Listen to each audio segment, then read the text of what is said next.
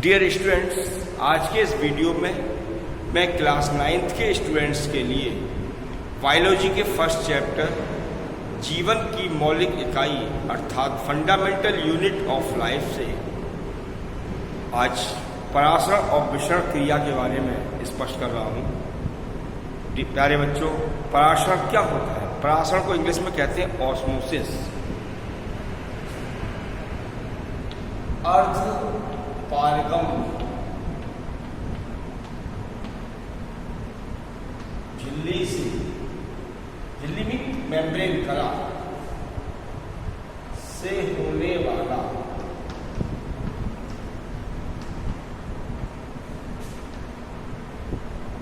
विसरण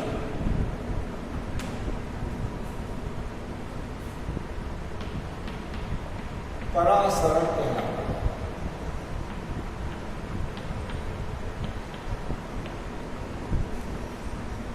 तो वह विसरण क्रिया जो सेमी परमिएबल मेम्ब्रेन के माध्यम से संपन्न होती है उसे परासरण या ऑस्मोसिस कहते हैं। इसमें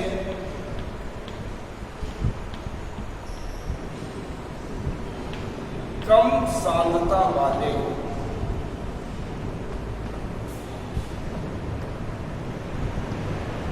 घोल के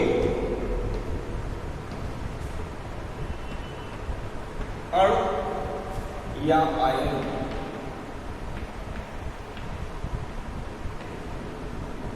अधिक सांद्रता वाले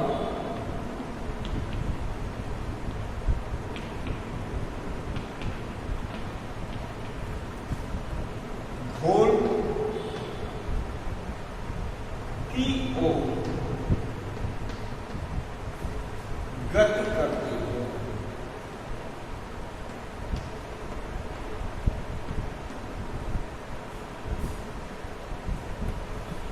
इस क्रिया में दो स्थितियां हैं। एक विलयन है जिसकी सांद्रता अधिक है और दूसरा विलयन है जिसकी सांद्रता कम है। सांद्रता का मतलब है विलयन का गाढ़ा या पतला होना। तो जो विलयन अधिक गाढ़ा होगा उसकी सांद्रता अधिक होगी और जो विलयन पतला होगा उसकी सांद्रता कम होगी। तो जब कम सांद्रता वाले घोल के अणु या आयंस अधिक सांद्रता वाले घोल की ओर मूव करते हैं, गति करते हैं, तो यह क्रिया परासरण कहलाती है। लेकिन इस क्रिया में सेमी परमिएबल मेम्ब्रेन का होना अति आवश्यक है। सेमी परमिएबल मेम्ब्रेन से तात्पर्य है कि ऐसी मेम्ब्रेन जो अपने से होकर के कुछ सेलेक्टिव अर्थात चुने हुए पदार्थों को ही पास होने देती है, उसे अर्ध पारगम या वर्णात्मक पारगम कला कहते हैं। यह क्रिया दो प्रकार की होती है।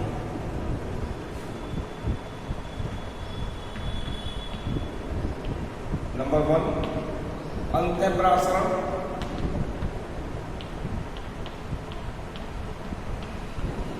और नंबर 2 बाह्य परासरण।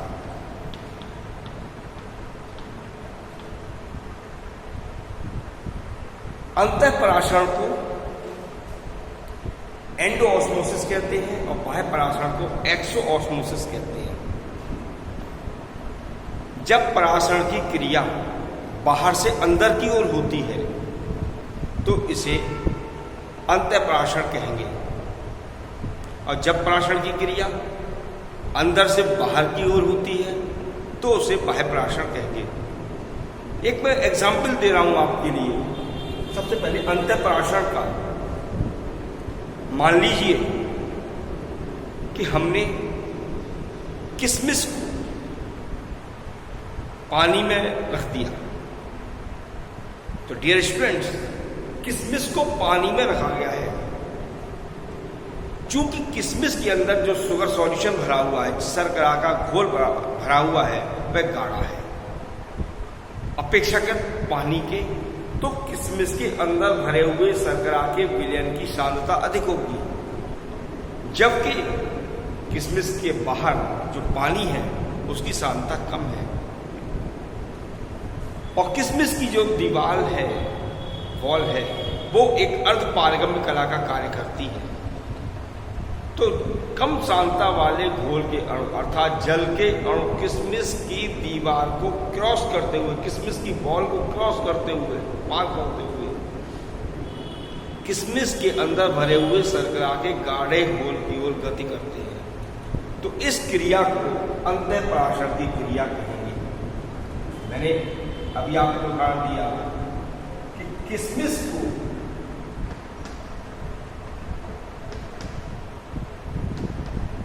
जल में रखने पर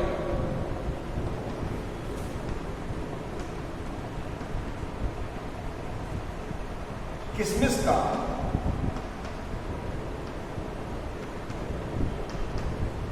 फूल जाना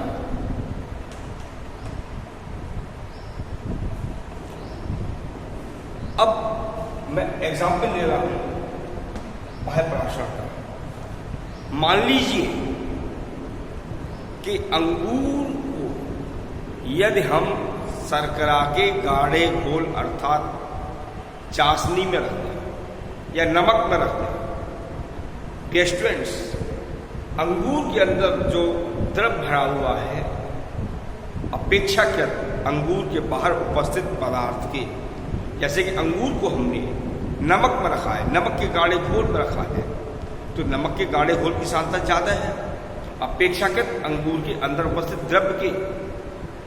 तो अंगूर के अंदर जो द्रव भरा हुआ है वह अंगूर की दीवार को क्रॉस करते हुए, पार करते हुए अंगूर के बाहर भरे नमक के गाढ़े घोल में पानी लगता है, जिससे अंगूर के अंदर द्रव की कमी हो जाती है और अंगूर श्रिंक हो जाता है, सिकुड़ जाता है। तो अंगूर को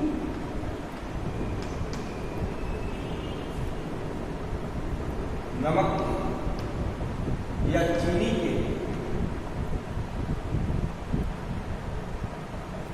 गाढ़े घोल में रखने पर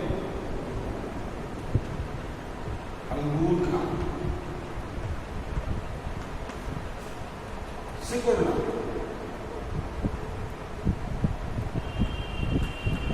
यह क्रिया बाह्य पराशरण कहलाएगी। मैं आपको एक और एग्जाम्पल दे रहा हूं पराशरण की क्रिया का, कि हमने एक आलू लिया और आलू को छील करके उसके ऊपर जो छिलका है हटा दीजिए, और आलू के ऊपर छिलके को हटाने के बाद में आलू को खोखला कर लीजिए, अर्थात ऊपर से जैसे ये आलू लिया था हमने और इस आलू को छील लिया और ऊपर से ये कट कर दिया, तो कट करने से ये समतल हो जाएगा और इसको खोखला कर दिया।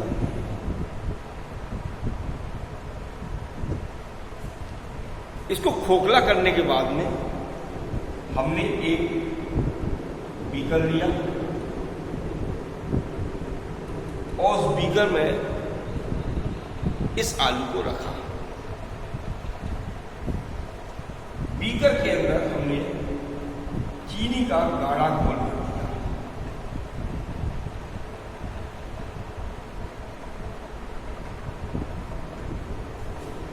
चीनी अर्थात शर्करा का गाढ़ा घोल,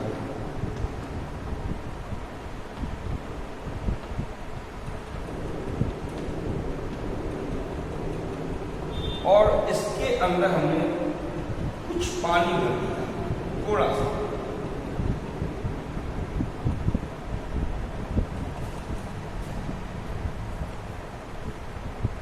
और इसको थोड़ी देर के लिए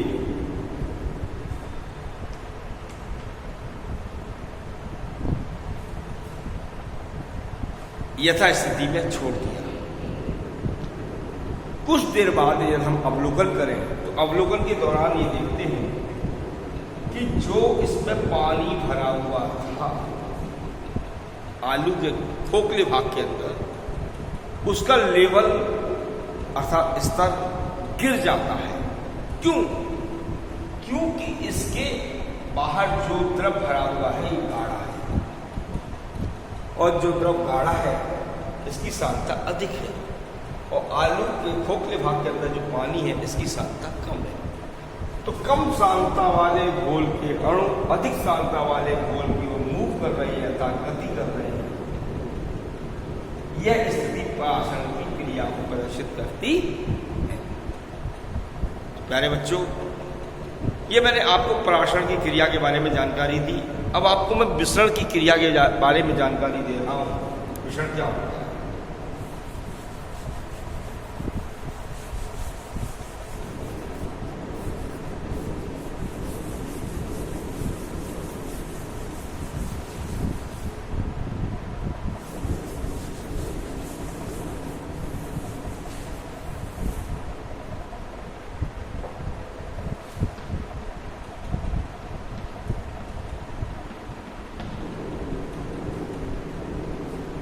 विसरण की क्रिया जस्ट पराशरण की क्रिया के विपरीत है।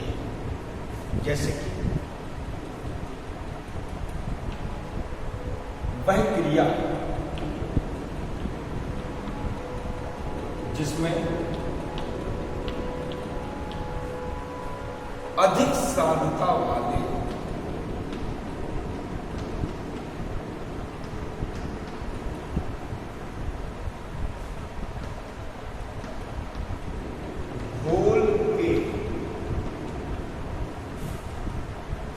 अणु या आयंस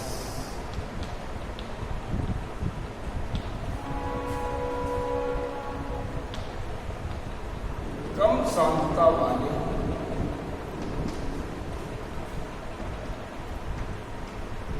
घोल की ओर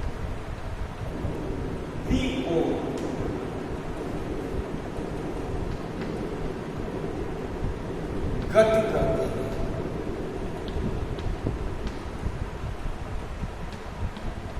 तो इस क्रिया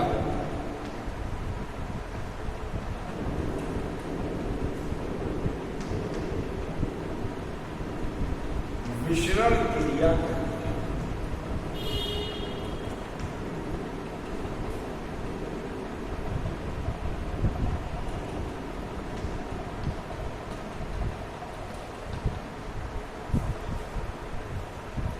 वह क्रिया जिसमें अधिक सांद्रता वाले घोल के अणु या आयंस कम सांद्रता वाले घोल की ओर गति करते हैं तो वह क्रिया विसरण क्रिया कहलाती है। एग्जाम्पल दे रहा हूं मैं आपके लिए कि हमने एक गिलास लिया कांच का, तो उस कांच के गिलास में कुछ पानी भर दिया, और उस पानी में यदि हम इंक की कुछ बूंद डालें, एक या दो बूंद डालें, या पोटेशियम परमैंगनेट KMnO4 के कुछ क्रिस्टल डालें, तो थोड़ी देर बाद हम क्या देखते हैं कि जहां कण गिरता है उसके आसपास का क्षेत्र कलरफुल अर्थात रंगीन हो जाता है। यदि हम इंक डालेंगे तो आसपास का क्षेत्र हल्का नीला हो जाएगा, और यदि हम पोटेशियम परमैंगनेट डाल रहे हैं तो आसपास का क्षेत्र लाल हो जाता है, और धीरे धीरे पूरे जल का रंग एक सा हो जाता है। तो डियर स्टूडेंट्स, जो इंक या हमने पोटेशियम परमैंगनेट पानी में डाला था वह गाढ़ा था, उसकी सांद्रता अधिक थी, तो हम ये कह सकते हैं कि वह गाढ़ा घोल है, उसकी सांद्रता अधिक है, और पानी की सांद्रता कम है क्योंकि वो पतला है। तो अधिक सांद्रता वाले घोल के अणु या आयंस कम सांद्रता वाले घोल की ओर मूव करते हैं, तो इस क्रिया को हम विसरण क्रिया कहेंगे। अब हम दोनों को कैसे कंपेयर कर सकते हैं, दोनों में क्या डिफरेंस है? प्यारे बच्चों, परासरण की क्रिया में, जैसा कि मैंने डेफिनेशन में बताया कि अर्धपारगम्य झिल्ली का होना आवश्यक है। यह क्रिया तभी संभव है जब दोनों प्रकार के घोल के बीच में एक अर्धपारगम्य झिल्ली लगी हो, एक मेम्ब्रेन लगी हो। तो सबसे पहला पॉइंट ये देंगे कि यह क्रिया अर्धपारगम्य झिल्ली की मदद से संपन्न होती है, या इस क्रिया में अर्धपारगम्य झिल्ली का होना आवश्यक है, जबकि विसरण की क्रिया में अर्धपारगम्य झिल्ली का होना आवश्यक नहीं है। सेकंड पॉइंट, परासरण की क्रिया केवल जल में होती है, अर्थात द्रव अवस्था में ही संभव है, जबकि विसरण की क्रिया ठोस, द्रव, गैस में संभव है। तीसरा डिफरेंस ये दे सकते हैं कि परासरण की क्रिया में कम सांद्रता वाले घोल के अणु अधिक सांद्रता वाले घोल की ओर गति करते हैं, जबकि विसरण की क्रिया में अधिक सांद्रता वाले घोल के अणु या आयंस कम सांद्रता वाले घोल की ओर गति करते हैं। फोर्थ डिफरेंस ये दे सकते हैं कि ये परासरण की क्रिया में परासरण दाब क्रिएट होता है, उत्पन्न होता है, और विसरण की क्रिया में विसरण दाब उत्पन्न होता है। तो प्यारे बच्चों, ये आज जो वीडियो मैंने पढ़ाया है, इस वीडियो में ये इम्पोर्टेंट डेफिनेशंस हैं और डिफरेंस जो है ये भी इम्पोर्टेंट है। यदि आपको मेरा वीडियो अच्छा लग रहा हो तो मेरे वीडियो को लाइक करना ना भूलें, साथ ही मेरे चैनल को सब्सक्राइब करें, ताकि जो भी अग्रिम वीडियो मैं सबमिट करूं वो आपको सबसे पहले प्राप्त हो। Thank you.